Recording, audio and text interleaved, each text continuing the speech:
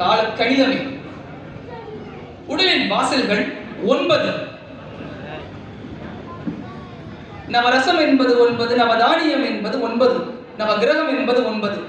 இப்படி 9ஆல் உலகம் சூழ்ந்திருக்கையில், உலகம் இயங்குகையில், நீர் கட்டி எழுப்பிய பெரும் கோயிலின் உயரம் 1017 அங்குலம். கூட்டுத்தொகை 9.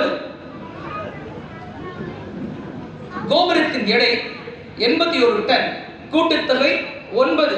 ஜீவாத்மாவாக கோயிலை சுற்றிடும் நந்திகள் 1008 நந்திகள். கூட்டுத்தொகை 9.